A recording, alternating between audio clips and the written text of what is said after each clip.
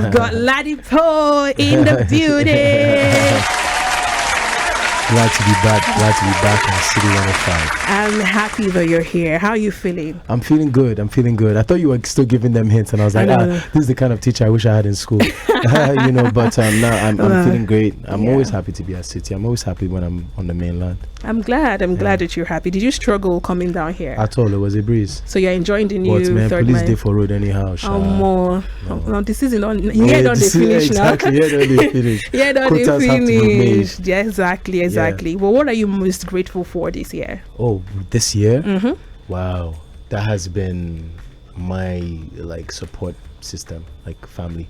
I've been traveling for the last 3 years of my life, wow. Traveling up and down, and this year is the first time recently I've had time to be at home. And I think that ultimately has just brought so many good things and really opened me up to a direction and a way of thinking, and I feel like I'm pushing in the right direction now. So I'm great. Support system. I'm actually happy for you. Shout out to them. Shout out to you, Ladipoe's family, for being there. Because it can be really crazy as an artist, especially a well-known one. You're always on the move, and it's always necessary to have people around you to call you back and be like, okay, I care about you. I see what you're doing, and I like that for you. Yeah, I love that for you. Yes. Okay, so you just dropped a single with Tems, but before we go into that, how about you actually talk to us how the whole journey has been for you? I'll just tell you recently, we've been, like I said, I've been traveling. We've been putting out music, and since 2021, and one of the things that I realize now is the lifelines, which is what I call my fan base. If you didn't know, no punchlines, just lifelines, and I started calling my fan base my lifelines. Is I owe them a body of work. True. So this whole what I've been on, everything I've been doing and thinking about is about that. It's about what that will sound like, what that will feel like. And I'm starting to, as I'm recording, the thing about it is I like to allow the process to work. And sometimes for me to put out music, I need to live life. True.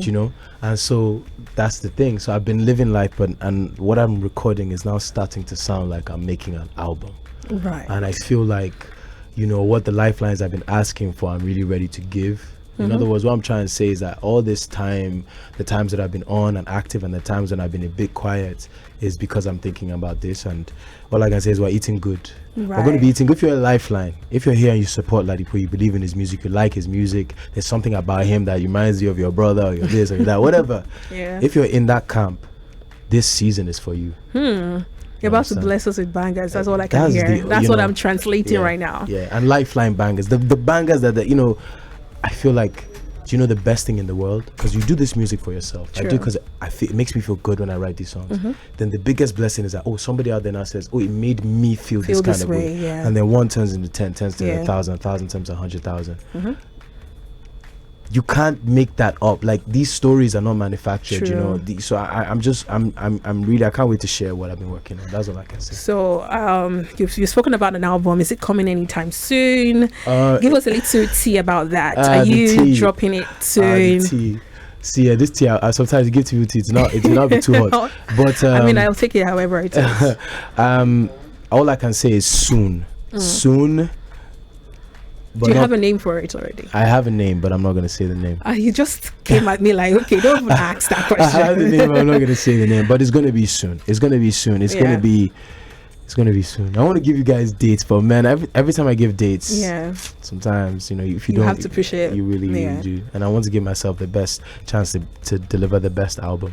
Okay. But very soon. Fingers crossed. We're looking out for that one. How about collaborations on the album? We have Tems already, obviously. Yeah. But anyone else that we should be expecting? You're just trying to get all the tea. You've not been giving me any tea though. True facts. Yeah. But the thing about it, I'll say this, how I work on my music is I make the music first. And then the song tells me, okay, it'd be nice if somebody else is on it, and then from there you start thinking and think of who. Yeah. So I'm still in the process of making all the songs I want, and I'll decide who I want. Taves only jumped on Compose. Yeah, what we now call Compose. I think I started working on Compose. I heard in December. I started working on maybe January. He jumped on it maybe 3-4 months ago. So my point is the song was done there already. And then I was like, Tems. How was it like working with Tems on the song? Seamless. You guys have this synergy, this bromance. Yo. Were you guys friends before? You know, from the videos and, you know, even the music video, it just kind of seemed like I'm just chilling with my friend and we just made a banger and you guys just take it as it is. So let me just ask you a question. Are we about to talk about Compose right now? Yes. A little bit? Yes, we are. Before we do that, I gotta get you into my mood. Hey, you gotta stay as composed. Okay, you came for me today. As I am. Let's see. Nice. Thank you. Okay. Bussin'. Okay, am I composed right now? Okay. Understand. I think All she's. right, I think we're on the Compose same stage. season. Yeah, Compose season. Now let's talk about Compose. What was it like creating the song? How did you even come up with the name Compose? Where were you at? What headspace were you at when you made that song? So I'm in the studio, and we just invited a new producer to the studio. I had not worked him before. His name is Oracle. And you know, we heard some beats. I'm like, come over. You know, and then he plays a couple of tracks, and I hear the beat for Compose. Then it was just called Brain. Producers have weird names for their track. So I heard it and I said, hold. I said, we're going to come back to that. We play beats for another maybe 30 minutes or an hour, and I'm like, we go back to that track, and I'm like, this track is fire. And before we're done, I'm ideas. And then even that flow, cut the city going up and with the touchdown, like it's, you know. And so I'm like, okay, this is going to be wicked. So I knew it was going to be fire from the first time I heard it. Dropped my ideas, and usually when I don't really have an idea, but maybe I have a flow, I'll record it, but with no words. And then I left it, and I recorded everything. And there's one part, and I took a space out and said, I don't like the melodies I put there. Let's just leave a blank space. When I'm done, I'll come back to it. So we're thinking who. I had worked with Tems last year. How on a show with my friend Cess did this show. He was bringing, you know, writers together and making the song on the spot and recording it. So it was me and Tems randomly. From there, me and Tems linked, and I was like, I like this kid. He's fresh, you know, Cooper, and where you put that, so, you know, and so he was in my head. So when we had this song called Brain, I wanted people who could hit the pocket and be melodic, but still have words and still be sweet. And Tems was at the top of that list. You know what I mean? And that's, you know, he does the hook, kills it. He kills the hook. And then I didn't tell him, there's a part on the song that he's on the he's very that good part's with too hooks. sweet. And so he does that part in my verse, in that space that I took out for myself to come back and drop something. But he just took advantage of that pocket and put something else there, which everybody now loves in the song. And how that came about, I didn't even have to tell him. And that shows when we didn't record it together, but the synergy was there. Yeah, you know. So I mean, like, I'm really proud of the song. We both love the song. What you're seeing, people are calling bromance and all these kind of things. To be honest, that's what it looks like from the outside. And the truth is, what you're really just seeing is two artists that we connected once. We did a song together, we both like it, and as a result, like, a genuine, like, camaraderie is developing, and that's what music it's does. all about. It brings people together, literally. Sometimes the creators as well, not just the audience. So what is one thing you want people to take from the song anytime they listen to it? One word or a message? You just want someone to, you know, anytime you're listening to Compose, you remember. Well, the truth is this, like, you asked me about what made the song title is called Compose, right? Originally, they had sent me back as Explode. And I was like, nah, because the whole thing that makes it an interesting story is you feel like you want to explode, but you have to put in work to stay composed. That's the narrative. That's what I want you to take from it. It's like you're in a situation where big feelings, or it's a girl you like, or they just came and they shout on your head. Is that inner thought of right, you can't shake me off this pedestal that I'm on right now. It sounds very therapeutic. Do you understand? And I will approach when I'm ready. Okay. That's the message behind Compose. All right. So we have Ladipoe in the building. You can drop your message, ask him any question.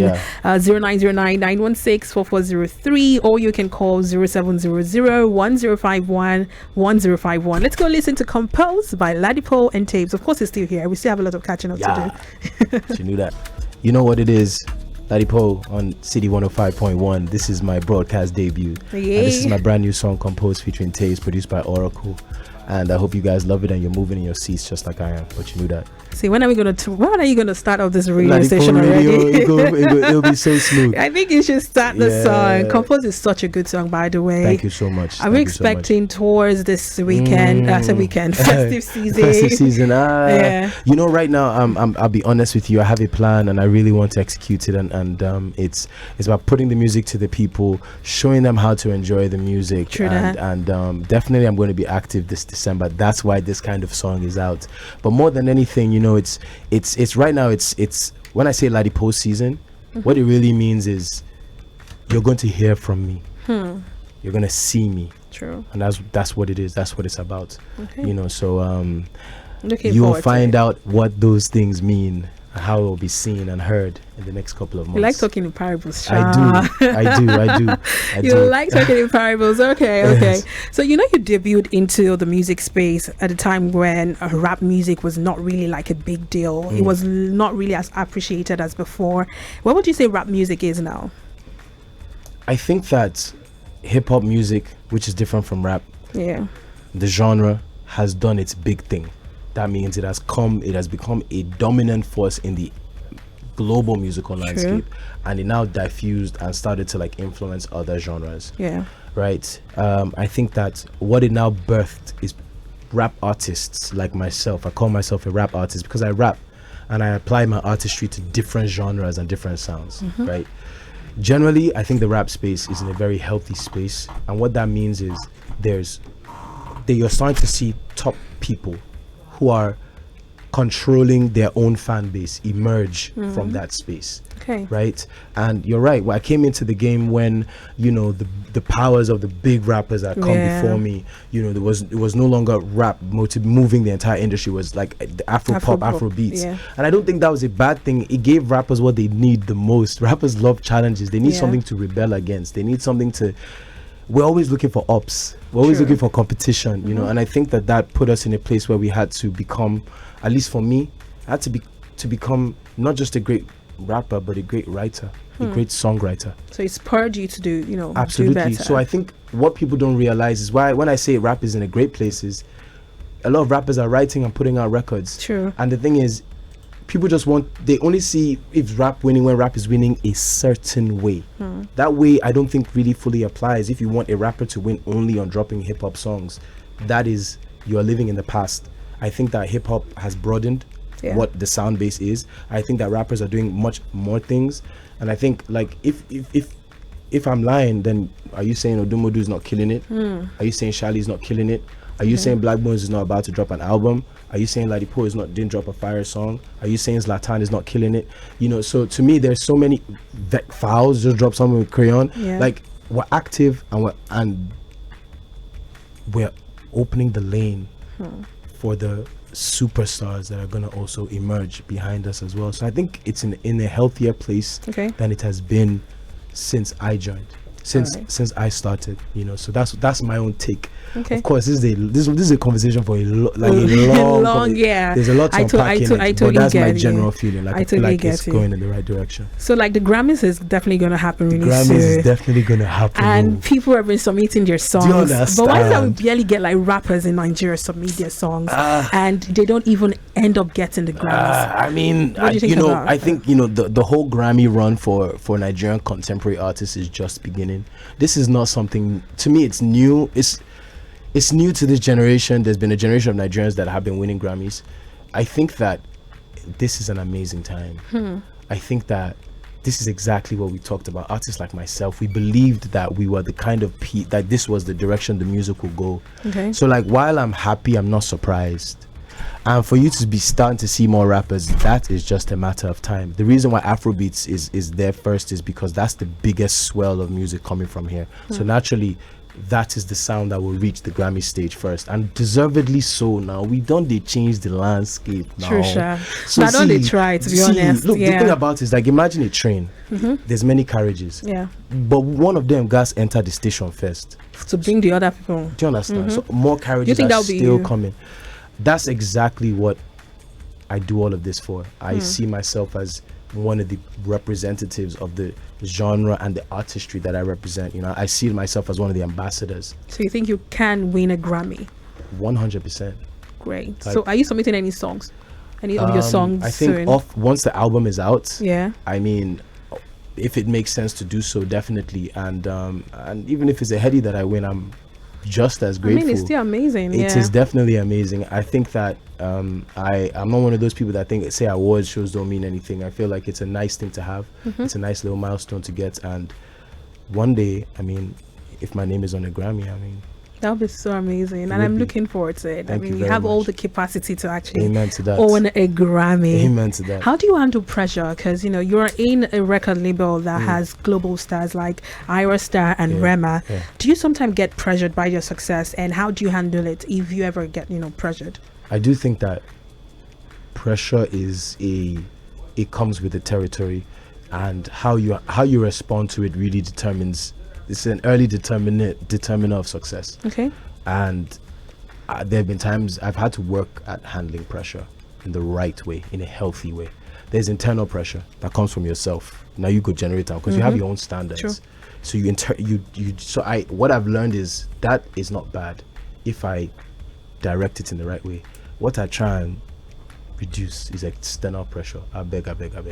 I don't tell you. Do you get that in the space? I feel like it's important. It's important to, one, set boundaries where you can, okay. and then two, to I take emotion away from the areas I don't need it. I know when you're in a position that people don't feel like it's super strong. That's when they want to come and tell you how to do it. I usually am the one that's quiet. Okay. Give you thumbs up, but I'm going to do my own thing. Because it adds pressure when I tell you what I'm going to do too early. Because you're going to tell me, no, those. Yeah. So I keep as you say, I speak in parables. You do. Because I'd rather show you. True than tell. I'd rather show you. Okay. It's sweeter that way. So, but the relationship with other signees in Maven's record, it's actually absolutely 100% with you. I think that's one of the competitive advantages maybe the record label Maven has. Okay. Is that we generally want to see each other win. True. We're friendly with one another. We all have our different lives, our different careers that we're approaching separately, but we reach out, we show love, and I think that's a big part. We big each other up.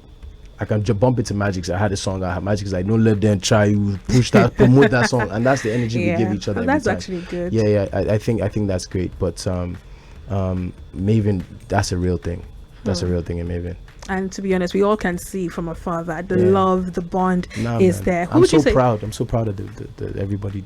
Absolutely. Ayra, Absolutely. Who would you say you're most closer? You're closer to the most. I mean, well, it's easy to say Johnny because Johnny and I are close in age, and the other ones are younger than us. So it's easy. And Johnny and I have been on the label since pretty much we got signed around the same time. Okay. So there's that camaraderie. I remember when there was no which kind of marketing department. Yeah. That just one person we did. Now we're seeing the growth of the label, so we have a totally different vantage point from the rest that came to the academy. Okay. So I mean, Johnny and I are close, but I have a good relationship also. Ayra is my G, life size Teddy. Life size Teddy is my little homie. You know what I'm saying? Cray is my boy.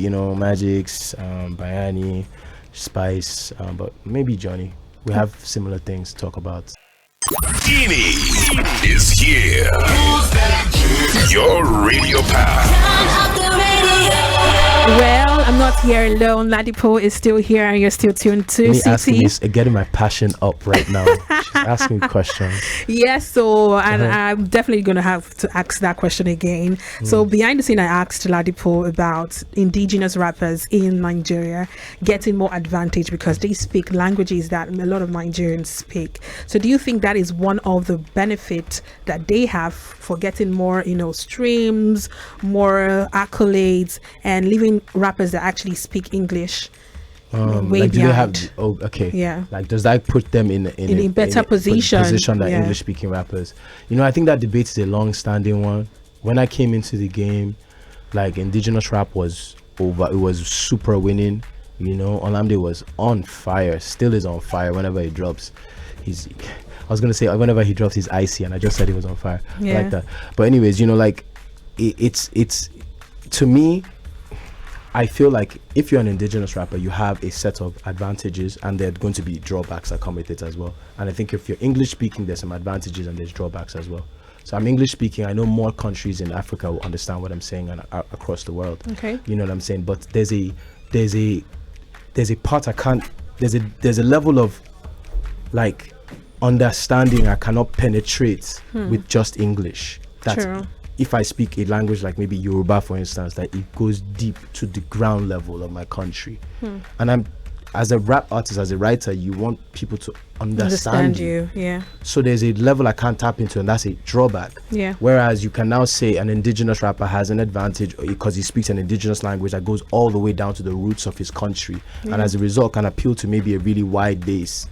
But the drawback is it takes a while for a global audience to really understand what he's saying, you know. But I think at the end of the day, it's more about the composition of the artist, what makes them up, and how they lean into their strengths. Okay. I can't say that it has allowed them an advantage of us, even if it will be for a short period of time in one country, in one locale. Also, I can't say we have a big advantage over them, because look at what Ashake is doing. Exactly. I mean, even Shea Vibes too. See what Shea Vibes is doing. Yeah. And it's not new. Yeah. We don't do them since. Yeah. You know, so like, to me, it's not about that. It's really about how far can you push your artistry with the skills that you have. That's the real goal. Okay, so whenever you're trying to put out a song, there's always a strategy around that. And recent time, it kind of feels like people are now using beef to push songs. Okay, what would you say about why'd you call my name like that? I just know. What would you say about the recent beef going on between Davido and Wizkid right now? Do you think it's a strategy? Do you think they are probably just bros behind the scene, or do you think it's actually very messy for both big artists to do that? Honestly, I have no idea. And the reason why I say so is because this is not the first time there's been something like this between these two juggernaut artists, you know. So who's to say? And I'm not personally close with any of them to be able to look behind the veil. I've been somebody that's gotten to admire them from afar. I've definitely shaken Wiz's hand a couple of times. I've shaken David's hand a couple of times. And in both ways, like I respect them, you know what I'm saying? Yeah. So I'm just one. You know, I fall in the fan base where that feels that they're just too savvy and business minded to not one day say pull up Davido and Wizkid concert or Wizkid and Davido concert. Like I just feel like they whine me. That's my own personal feeling. They whine me. They are too big to not see the business opportunity in front of y'all. So like that's my take. But whether it's real or not, who's to say? And as for beef, like promoting stuff, that one is an old tactic. You know, it's an old tactic. It's effective. I don't love it personally, especially because rappers, they also, even if you're beefing, also comes with lyrics. And if I'm going to drop lyrics, man, I'm putting it on my music. You know, so but to me, like, it's tried and tested. It works. It's not really my preferred strategy, but it works. Okay. Yeah. All right. And how's your relationship with Tems? She was on your album TAP. Wow. And there was this picture, very cute picture of you both, and the caption, "Make music with friends." You said my relationship with who? Tems. Oh, Tems. Okay, yeah. How's it like? Do you guys still talk? Do you roll? When was the last time you bossed each other? Wow, did I hit the spot there? Did Wale send you this message? No. Tems, we saw each other when? Palm Wine Fest, probably, and that would be last year, 2023 Palm Wine Fest, so that would be in October. I think with Tems, you know, her being on my album, because some people talk to me about that, and I'm just like, right place, right time. Like, we were all on the come up, and we all used to record in one studio like this, and that's how we met. And Tech from Shredem Camp introduced me to her. I heard her voice that night. That night. When I was recording another song on the project called, I think I was recording Hello Goodbye, and I went to listen to her voice. They all went outside to chill. As soon as I stepped outside, I said, yo, I have a song, I need her on that song. Went to play it in the car, and she sang it. I recorded her myself because the engineer Sparks at the time was like, bro, I don't have your time. You know, and so that's like how we met, and Falling was the result of that, and I love that song to this day. We're cool. when we see each other, we just don't see each other very often. She's where she is. But whenever we do see each other, you know, with our teams, it's love, it's good energy. And like, we also there was a show we did when she did in Lagos. I came to perform the Falling. pop-up or something. There's this thing she did in Lagos, actually, I think it was 2022, I'm not sure. I came and did Falling with her. That was also a great moment. Yeah. So, but we have teams and people in common that keep up more than we keep up. But she's another. Would you like to have another song with her? With, you know, the level she is right now?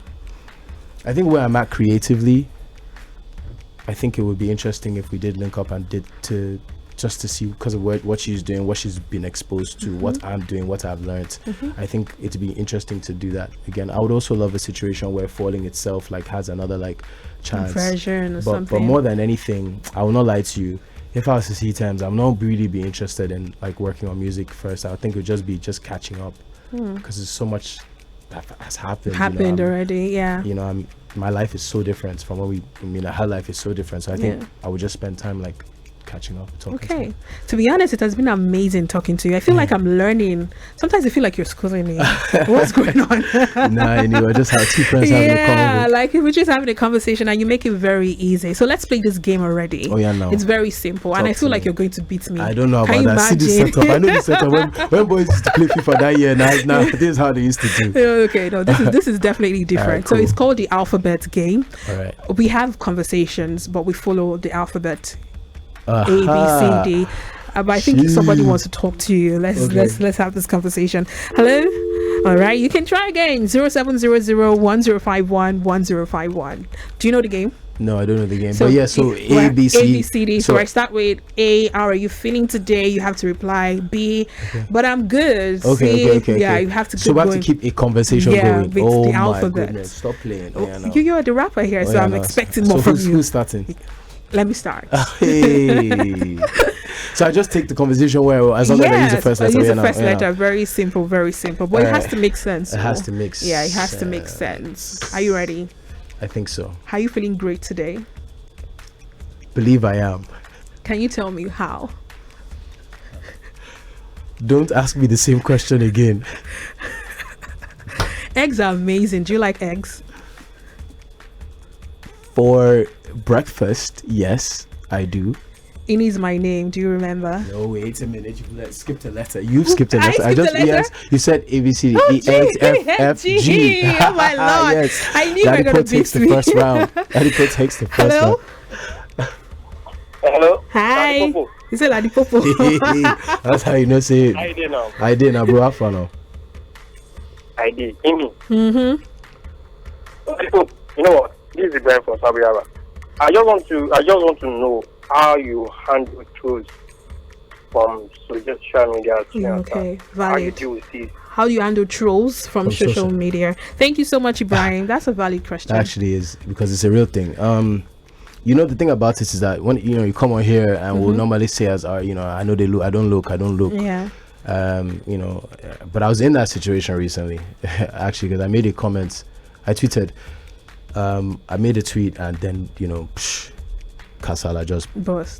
Was it the one with the Wizkid issue? Yes, apparently, which tweet had nothing to do with Wiz, and then all of a sudden it had everything to do with which wasn't my intention, but that showed me what the another side of Twitter, right? Because people really, really came for me, and when people come for you, it's not just about what they know that you've done. It's more about the energy says we can enter this person, and for this 35 minutes to 1 hour, 2 hours, 3 hours, I get time and I need to enter as well. It's like when we were in high school and they were doing chop amala or something like that, and you're now starting to smack one person and 4 boys just see that they enter, they'll just come and Agbara is when someone slaps you on the back.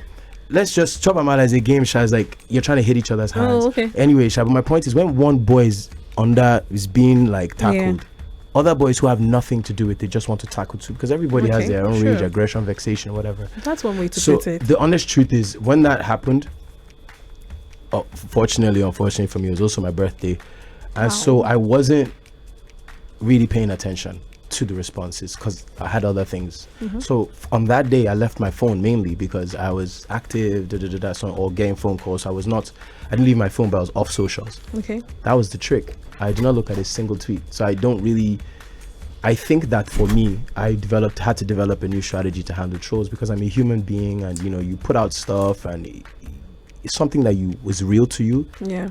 When people talk about it anyhow, it affects you because you're a human being. I can't deny that. So to me, the trick is not to look. Okay. It's that simple. Well, you're That's just how I dropping handle nuggets. I like that. You're having a conversation. You're giving us, take homes, and that's good. Right. Because I can't kill me now. True. It's been amazing having you on the show today. Thank you for coming through, and thank you for the song Compose. Any other information you like to tell your fans listening? Anything you want them to know apart from you wanted to drop an album? I have one for you. How does your girlfriend handle your lifestyle and you always being on the road? You said you're always traveling. How does she handle it? Well, that's a sneaky question, by the way. But the love in my life, my partner, we're human beings, and it's not been easy. Yeah. And we had to adjust to it, and we have done that, and it was intentional. We put in the work, but because of life, we went through the experience of it happening first, then knowing that this is what you have to do. This is what we have to do. And I think that there's one thing, and it applies to my career, my music career, as well as my relationships, is that you'll get the work you put into it. You can get that out. Okay. And I think that people overlook things. To get to A to B, to get there, you have to be willing to put in the work and the time. Okay. Yeah, for sure.